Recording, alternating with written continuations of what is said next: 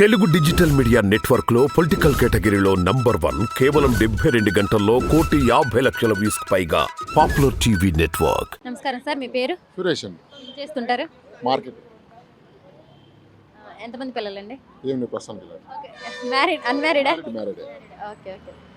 ఎలా ఉందండి బిజినెస్? ఏమి లేవండి, అంత చెత్తగా ఉన్నాయి. ఎందుకనండి? ఏమి అన్ని రేట్లు పెరిగిపోయినాయి, ఎవడేం కొనట్లేదు. ఏం కొంటారని ఏం చేయలేదు, ఎవరికి ఏం పనులు లేవు, చేసే పనులు ఎవరికి ఏం లేవు. చిన్న చిన్న కూలీలు కూడా వాళ్ళకి కూడా వాళ్ళ కూలీలు వస్తాయి కదా, ఏదైనా మా దగ్గర ఏదైనా కొనుక్కోవడానికి, వాళ్ళు బతకడానికి.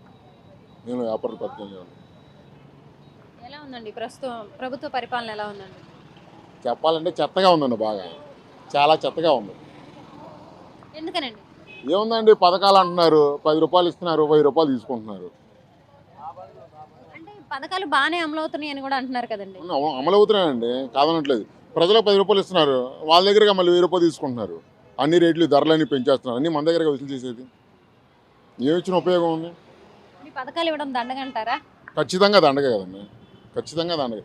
ఎవరికో వస్తాయి, ఎవరికో వినియోగించుకుంటారు, మిగతా వాళ్ళకి ఏముంటాయి, అందరికీ రావు కదా పథకాలు. ఈ పథకాలు ఇచ్చేసి జనాలను సోమరపోతులను చేస్తున్నారు అంటున్నారు, అది ఎంతవరకు? కన్ఫామ్గా చేస్తున్నారు. అందే వాళ్ళకి అందుతున్న వాళ్ళు సోమరిపోతుగా తిరుగుతున్నారు, ఏ పని పాట లేకుండా. అది వాస్తవం. అది మరి నెక్స్ట్ ఏ ప్రభుత్వం వస్తే జనాలకు మంచి జరిగిద్ది అనుకుంటున్నారు? ఏమన్నా టీడీపీ జనసేన పొత్తుగా ఉన్నాయి వాళ్ళే. మరి టీడీపీ జనసేన పొత్తుగా ఉందంటున్నారు, మరి పథకాలు దండగంటున్నారు. మరి టీడీపీ ఇంతకన్నా ఎక్కువ పథకాలు ఇస్తామని నిన్న కూడా చెప్పారు, ఆయన ప్రతిసారి చెప్తున్నారు కదా, మరి అప్పుడు సోమరపోతులు ఎవరండి జనాలు? అభివృద్ధి ఏదైనా ఉంటుంది కదండి, ఎంతో కొంత. టీడీపీ జనసేన గవర్నమెంట్ ఎంతో కొంత అభివృద్ధి ఉంటుంది. ఎక్కడ ఏ రోడ్లు సరిగా ఉన్నాయి చూడండి, ఎక్కడ రోడ్లు అన్ని గుంతలు, ఏ విధానం పరిపాలన విధానం మాకైతే నచ్చలేదు. అంటే అసలు టీడీపీ ఉన్నప్పుడు రోడ్లు వేసారండి? వేసే బాగానే ఉన్నాయి కదండి రోడ్లు. అప్పుడు వేసిన రోడ్లు మరి అసలు 2 సంవత్సరాలు కరోనా వచ్చింది, లాక్డౌన్ వచ్చింది, వెహికల్సే తిరగలేదు, రోడ్లు మరి అంత నాసిరకం రోడ్లు ఎందుకు వేసారండి? ఎవరండి, టీడీపీ గవర్నమెంటా? అప్పటికి అలా 5 ఏళ్ళు పరిపాలించారు కదండి. అంటే వెళ్ళిపోయే ముందే కదా ఇప్పుడు రోడ్లు వేసారు, మరి ఆ రోడ్లు ఎందుకని ఇప్పుడు ఈ ప్రభుత్వం వచ్చింది? ఆల్రెడీ వాళ్ళు 5 ఇయర్స్ కంప్లీట్ చేసిన తర్వాత కదా ఇచ్చింది. 5 ఇయర్స్ కంప్లీట్ చేసిన తర్వాత 5 ఏళ్ళు అయింది, తర్వాత 2 ఏళ్ళు అయింది, 7 ఏళ్ళు గవర్నమెంట్. వీళ్ళు ఏం చేశారు చెప్పండి మనకి? వాళ్ళు ఆల్రెడీ కనీసం ఏదో రోడ్లు వేసారు, వీళ్ళు కనీసం ఆ గుంతలను పూడ్చారా? అది కూడా లేదు. అంటే గుంతలన్న పోడ్చారు, కానీ వీళ్ళైతే సంక్షేమ పథకాలు ఇచ్చారు, కానీ గతంలో వాళ్ళు అవి కూడా ఇవ్వలేదు, వాళ్ళే తినేశారు, జన్మభూమి కమిటీలు పెట్టారని కూడా అంటున్నారు కదండి. అంటారంటే జన్మభూమి కమిటీలు వాళ్ళు తినేసారు అంటారు. అంటున్నారు కదా, అంటే ఇప్పుడు మీరన్నట్టే వాళ్ళు కూడా అంటున్నారు కదా చాలా మంది. ఏముంది ఇప్పుడు పథకాలు, ఇప్పుడు జన్మభూమి అంటే వాస్తవంగా చెప్పాలంటే పథకాలు అయితే ఎవరికి ఉపయోగపడట్లేదండి. వాస్తవానికి ఎవరికి ఉపయోగపడట్లేదు. ఎవరు చెప్పేవాళ్ళు అపోజిషన్ చెప్తూనే ఉంటారు కదా, జన్మభూమి వాళ్ళు తినేసి. ఇప్పుడు ఎవరు తినట్లేదండి, తినండి, కాకపోతే అభివృద్ధి చేయండి. అభివృద్ధి చేయమని చెప్తున్నాం కదా, అభివృద్ధి చేస్తే జనాలకు ఉపయోగం. ఏమి లేని దానికన్నా ఇంకెందుకు?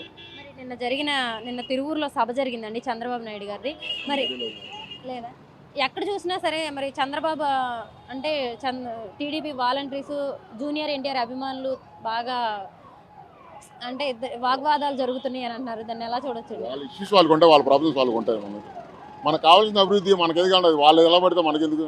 వాళ్ళు జూనియర్ ఎన్టీఆర్తో బాగుంటే మనకి ఎందుకు, బాగుపోతే మనకి. అభివృద్ధి కార్యక్రమాలు శుభ్రంగా చేస్తే చాలు.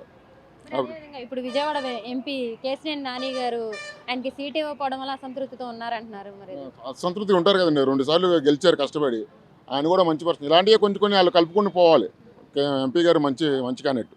కేసినేని ఎంపీ గారు కూడా చాలా మంచి క్యాండిడేట్, ఆయన కూడా ప్రజల్లో తిరిగే వ్యక్తి, మంచి క్యాండిడేట్ అండి. అలాంటి వాళ్ళు వదులుకోవడం కొంచెం పార్టీకి కొంచెం నష్టమని చెప్పుకోవాలి. అంటే ఆయన ఎప్పుడు ప్రజల్లోనే తిరుగుతారు, ప్రజలకు మేలు చేస్తారు, ఆయన పేదల్లోనే ఎక్కువ తిరుగుతూ ఉంటారు. మరి అలాంటి వ్యక్తిని ఎందుకు కాదంటున్నారండి? చెప్పే కదా, మనం వాళ్ళకు ఉన్న ఇష్యూస్ వాళ్ళు, మనం ఏం చెప్తాం మనకి తెలియదు కదా. ప్రజలు హర్షిస్తారా దీన్ని? ఈ నాన్నగారి విషయంలో కొంచెం వ్యతిరేకంగా ఉండొచ్చండి కంపల్సరీగా. ఎందుకంటే మంచి వ్యక్తిగా కొంచెం రాజకీయాలుగా మన గవర్నమెంట్ లేదు అయినా సరే ప్రజల్లో తిరుగుతూ ప్రజల కోసం ఎంతో కొంత పోరాడారు నాన్నగారు.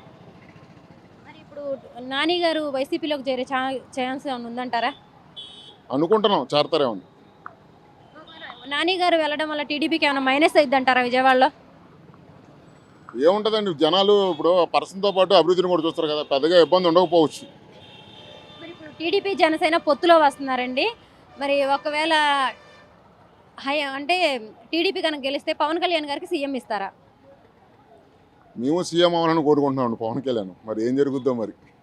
ఆల్రెడీ ఇప్పుడు లోకేష్ గారు కూడా చెప్తున్నారండి, కేవలం మాకు సపోర్ట్ చేయడం తప్ప కేవలం ఒక 20 సీట్లు ఇస్తాం అంతే, సీఎం అయితే పవన్ కళ్యాణ్ గారు అవ్వరు, సీఎం అయితే చంద్రబాబు నాయుడు గారే అని చెప్తున్నారు కదండి, మరి దాన్ని ఎలా చూస్తారంటారు ఇప్పుడు జన సైనికులంతా?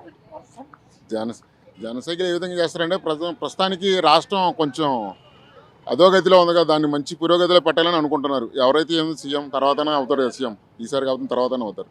ఇంకా పవన్ కళ్యాణ్ ఇంకా ఛాన్స్ ఉంది, టైం ఉంది, వయసు ఉంది. అవును, ఇప్పుడు ఈయనే వయసు ఉంది, మరి ఎందుకండి ఏజ్డ్ పర్సన్కి కాకుండా మరి ఈయన కొత్తగా మరి ఇప్పుడు చేస్తారని నమ్మకం ఉన్నప్పుడు పవన్ కళ్యాణ్ గారికి ఇవ్వచ్చు కదండి సీఎం? అంటే ఆల్రెడీ అన్ని విషయాలు తెలిసిన వ్యక్తి కదండి, అందుకని. ఎందుకంటే ఈయన కూడా 10 ఏళ్ళు అవుతుంది పార్టీ పెట్టి, ఈయన కూడా తెలుస్తుంది కదా. అవునండి, అంటే అభివృద్ధి గురించి ఆయన తెలుసు కదా. ఈసారి వాళ్ళతో పాటు మేమే కానీ తర్వాత ఈసారి నుంచి కొంచెం మేము సిద్ధంగా ఉంటాం.